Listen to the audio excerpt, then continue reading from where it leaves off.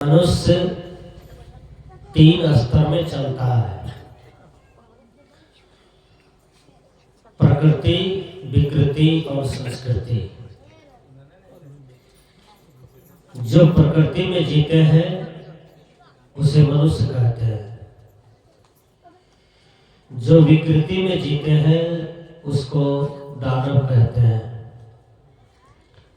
जो संस्कृति में जीते हैं उसको देवता कहते हैं।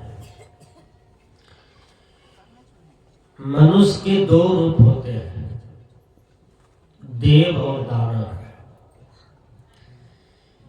देवता की योनि नहीं होती, दानव की योनि नहीं होती। योनि केवल मानव का होता है। देवत्व और दानवत्व घटित इसी मनुष्य शरीर में होता है। मनुष्य शरीर की विशेषता नहीं है, मनुष्य के गुणों की विशेषता है।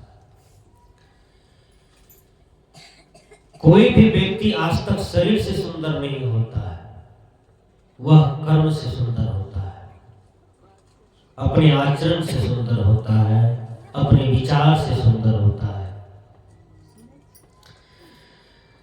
तो सुंदर बनने के लिए हमें क्या करना होगा? क्या आईना खरीदना होगा, कंघी खरीदना होगा, फीता खरीदना होगा, टिकली खरीदना होगा, चूड़ी खरीदना होगा? जिस कलर में साड़ी है उसी कलर में ब्लाउज है, उसी कलर में साया है, और उसी कलर में कान का बाली चाहिए, नाक का नथुनिया चाहिए। यानी मैचिंग पर मैचिंग चाहिए। ये आज के युग में चल रहा है। भारतीय संस्कृति विलुप्त होते जा रहा है और विदेशी संस्कृति को हम लोग ग्रहण करते जा रहे हैं। कुछ लोग बच्चों का जन्म दिवस मनाते हैं तो केक काटते हैं और सब फुकना फोड़ते हैं। फुकना नाच भी कोई करने लगते हैं, कोई बताह जैसा भी करने लगते हैं।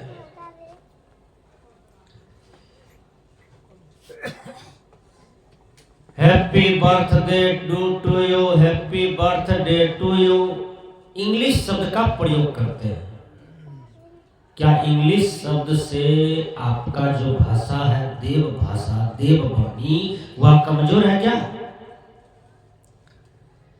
जिस बच्चा के हाथ में छोड़ी देते हैं और केक कटवाते हैं, ये संस्कार गलत है। ऋषि को काटते हैं। आपके भारतीय संस्कृति ऋषि ने क्या कहा? शुद्धोसी रहता, बुद्धौसी, निरंजनोसी, संसार माया परिवर्तितोसी।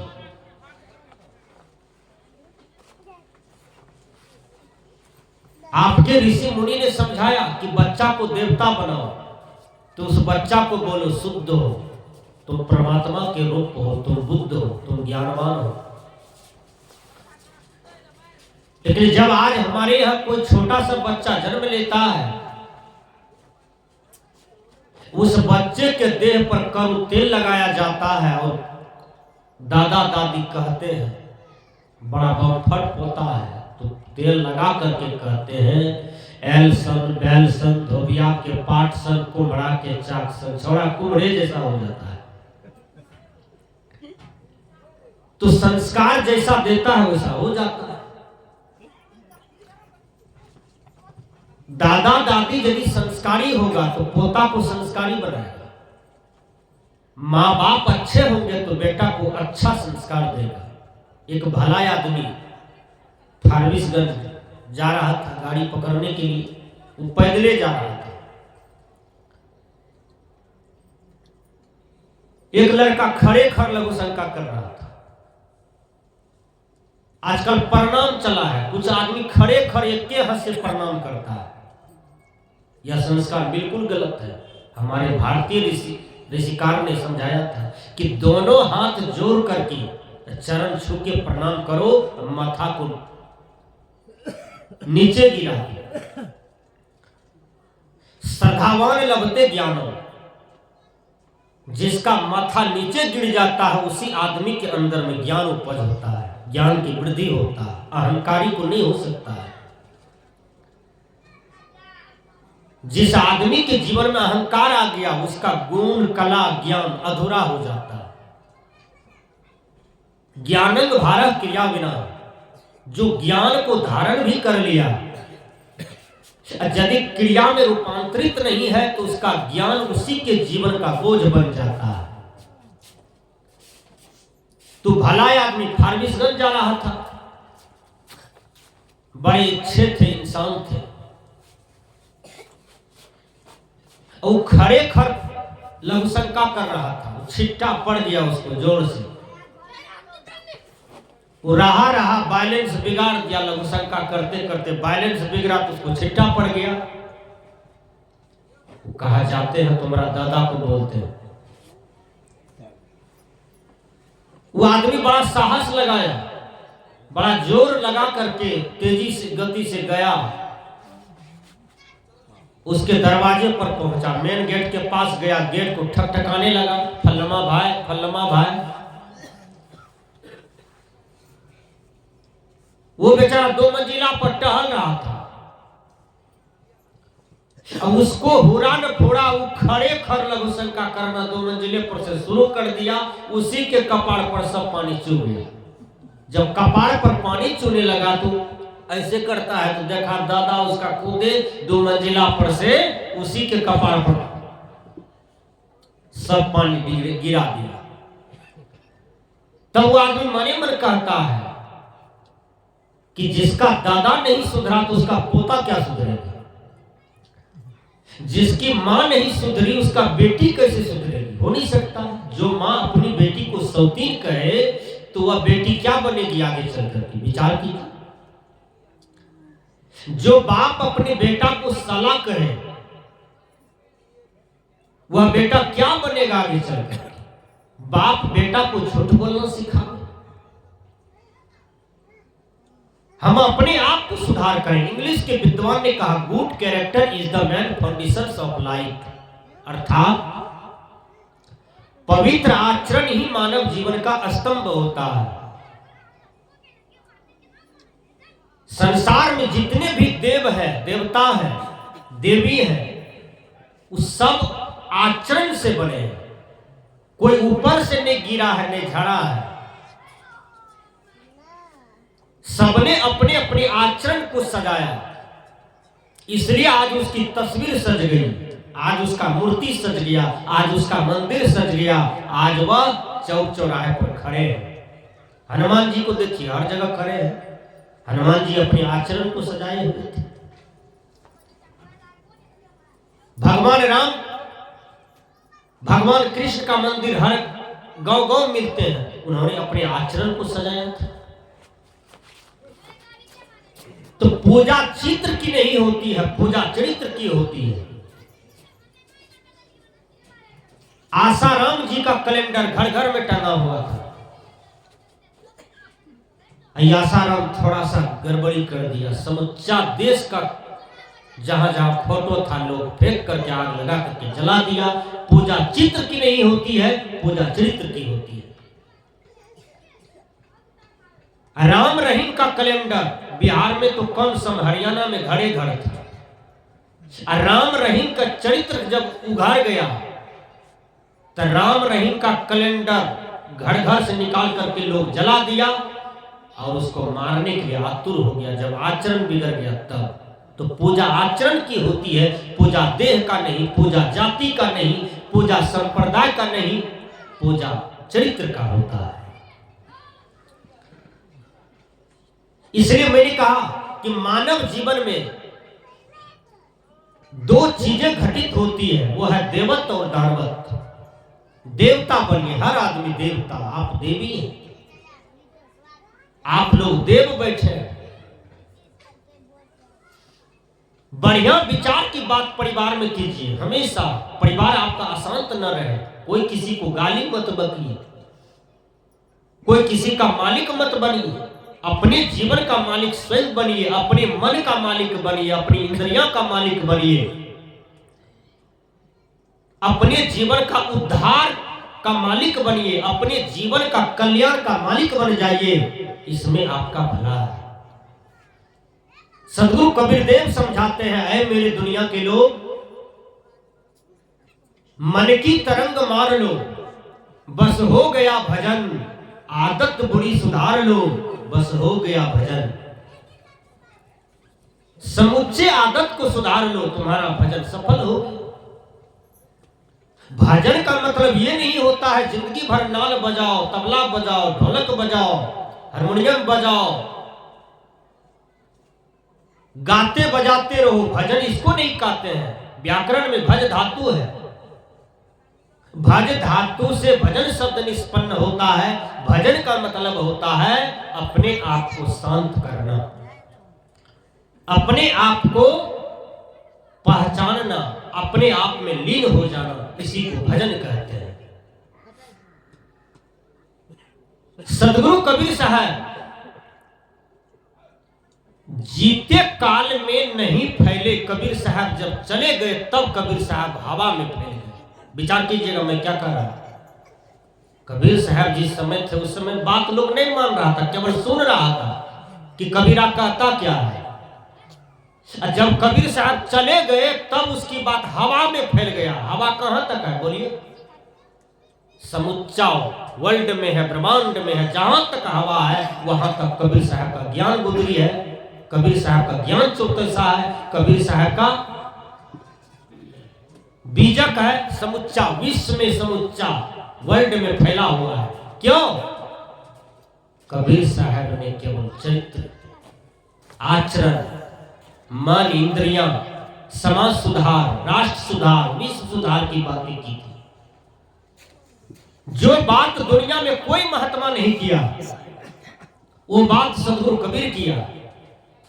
एक बार मेरा प्रवचन चल रहा था मधेपुरा जिला में। एक नेता कबीर मंच पर चढ़ा और वो नेता कहता है कि इस मंच पर कबीरपंथी विद्वान नहीं मिले हैं, कबीरपंथी साधु मालूम नहीं पढ़ते हैं, सबको जानकारी है कि नहीं, पढ़ते लिखते हैं कि नहीं। हमको लगता है कि इस मंच पर नेताओं की जरूरत है। उन्होंने ये भाषण में कहा, ये साधु सब केवल दही चूड़ा खाते रहते हैं, टहलते रहते हैं, आय इतना दल काल उतना दल। संजोग से मेरा आसन बगल में था, हमको सुनाई पड़ गया तो मैं मंच पर आया।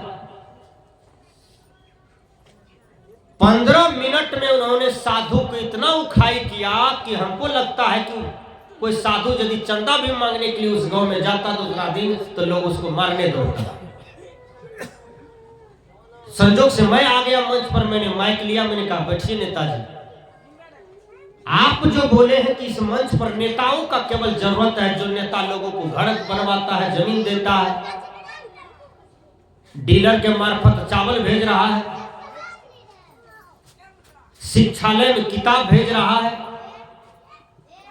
हमने कहा नेताजी ये तो देश देशांतर की बात है, आपको लोगों ने गद्दी दिया राष्ट्रपति का, प्रधानमंत्री का, आपको लोगों ने एमपी बनाया, एमएलए बनाया, मुखिया बनाया, सरपंच बनाया, तो ये पद पर दिया कि आप जनता का सेवा कर सको, ये तो भौतिक सेवा हो। लेकिन आप जो खुलेआम कहते हैं कि इस मंच पर केवल नेता की जरूरत है, ये दल पुरने वाला साधु का जरूरत नहीं है, तो मैंने कहा नेताजी तुम्हारे जैसे नेता को मैं सिल्लीगुड़ी में ऑपरेशन करा दूंगा, इसलिए कि ये देश ऋषि मुनि का है। पढ़ो आप इतिहास उठा करके, और तुम भी किसी ऋषि मुनि का बच्चे हो।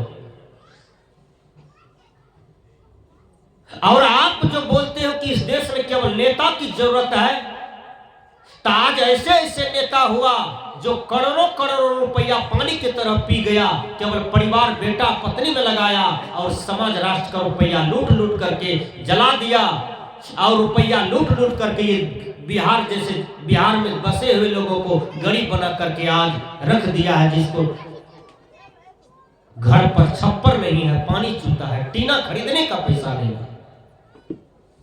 अरे मूर्ख नेता, तुम जो कहते हो कि इस मंच पर केवल नेता की जरूरत है, यदि ये साधु महात्मा नहीं रहता तो बेविचार लोगों को कौन छुड़ाता, चोरी कौन छुड़ाता, झूठ बोलना कौन छुड़ाता, अहिंसा का पाठ कौन पढ़ाता।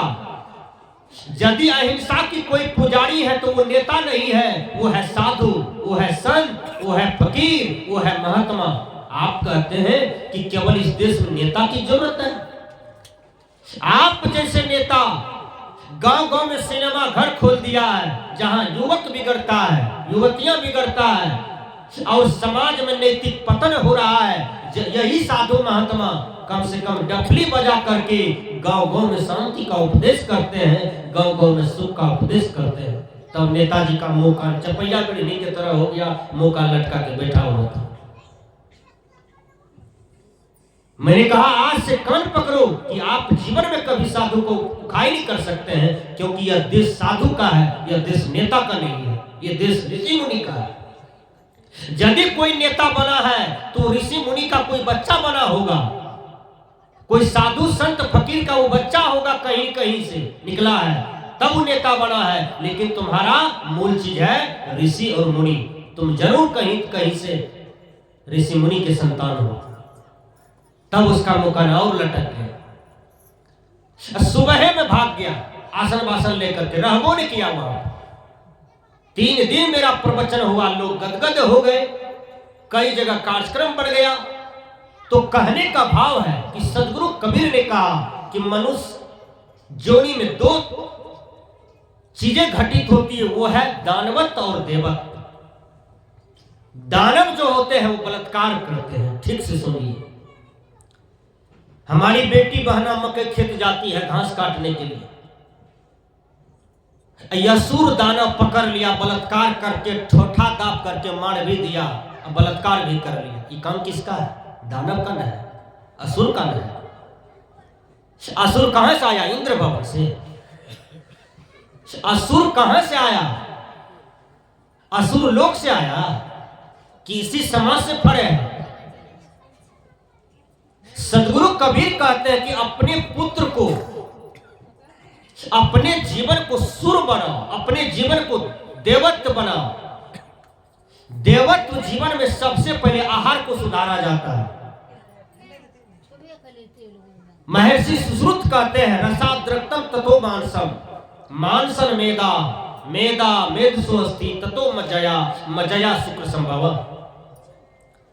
जो खाया जाता है उसका रस बनता है, रस से रक्त बनता है, रक्त से मांस बनता है, मांस से मैदा बनता है, मैदा से अस्थि बनता है और अस्थि से कट छट करके बीज बनता है। अरे मां, यदि आप एक महान पुत्र को जन्म देना चाहती हो, मैं उस माता के चरण में साहेब बंदगी करता हूं जो मां अपने बेटा को फौजी बना, जो मां अपने बेटा को थाना प्रभारी बना दिया, जो मां अपने बेटा को एसएसपी बना करके बॉर्डर पर भेज दिया, बेटा तुम देश की रक्षा करो और हम यहाँ शांति की सांस लेंगे, अमन चैन से जिएंगे, अमन चैन से सोएंगे। उस मां को सलाम कीजिए कि उन्होंने एक वीर पुत्र को जन्म दिया। आप कैसे माँ बाप है कि दूसरे का बेटी का बलात्कार कर रहा है, दूसरे को रुपया बेईमानी कर रहा है, दूसरे का जमीन हड़प रहा है, कहीं चाचा को करपट्टी में मार रहा है, कहीं बड़े बाप को लात जूता मार रहा है। सदगुरु कबीर कहते हैं कि देवता बनो, देवता, दानव मत बनो, देवता बनो। तो मैंने कहा कि आहार का सबसे पहले हम सुधार करें।